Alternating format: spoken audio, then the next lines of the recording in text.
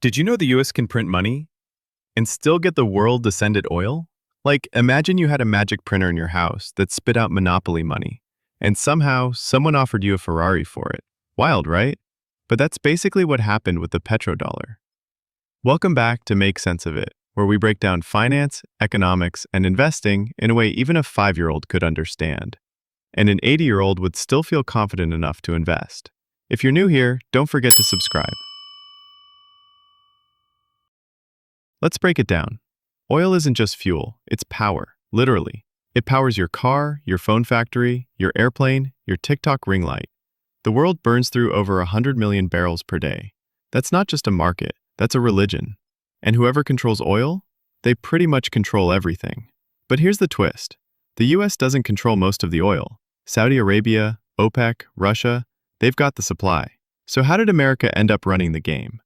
Well, once upon a time, money was backed by gold. But in 1971, the US said, nah, and dropped the gold standard. Why? Because we were spending like crazy on wars. Vietnam, Korea, the Cold War. And we were running out of actual gold to back the cash. War is expensive, and gold is limited. So the US needed money, fast, and started printing more than we had gold to cover. That made the world a little nervous. So what do you do when your dollar is suddenly just paper? You make people need it. And the genius plan? Make the entire world buy oil using US dollars. In 1974, the US cut a game-changing deal with Saudi Arabia. You sell oil in only US dollars, and in return, we'll give you military protection, weapons, and, let's be honest, a very convenient long-term partnership. Saudi Arabia said yes. OPEC followed. And just like that, oil was no longer tied to gold. It was tied to dollars. Now, any country that wanted oil needed US dollars first. And how do you get dollars? Simple. Sell your goods to the US, get paid in dollars, use those dollars to buy oil. Repeat.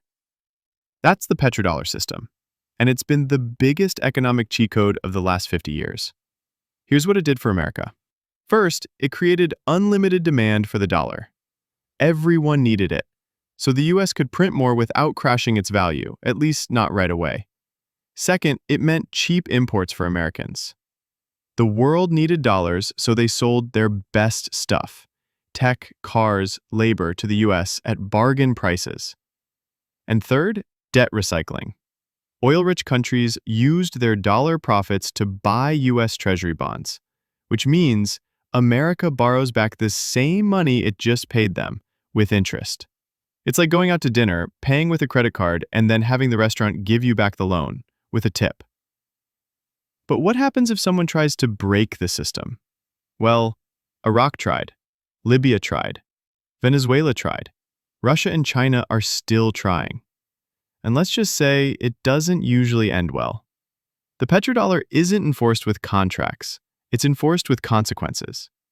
Because when oil is priced in your currency, you don't just run the market. You are the market. But here's where things start to shift. Today, the world is changing. China is pushing oil deals in yuan. Russia is trading in rubles and gold. Even some countries in the Middle East, the original petrodollar squad, are exploring other options. The dollar's grip is loosening, not overnight, but quietly. Transaction by transaction, barrel by barrel. And when the world no longer needs US dollars to buy oil, the game changes. For America, for everyone. So there you have it, how America turned oil into a financial empire. Not by drilling the most, not by exporting the most, but by turning everyone else's oil into a reason to use our currency.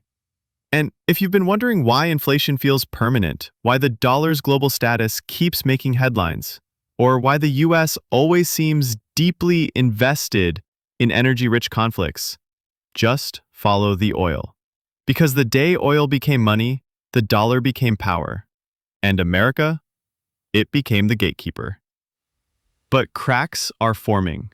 And if, or when, countries stop needing dollars to get their oil, that's not just a foreign policy headache. That's your grocery bill, your mortgage rate, your retirement fund. That's the whole economy. If that hit different, smash that like button. Got thoughts, hot takes, or wild petrodollar conspiracy theories? Drop them in the comments. And don't forget to subscribe.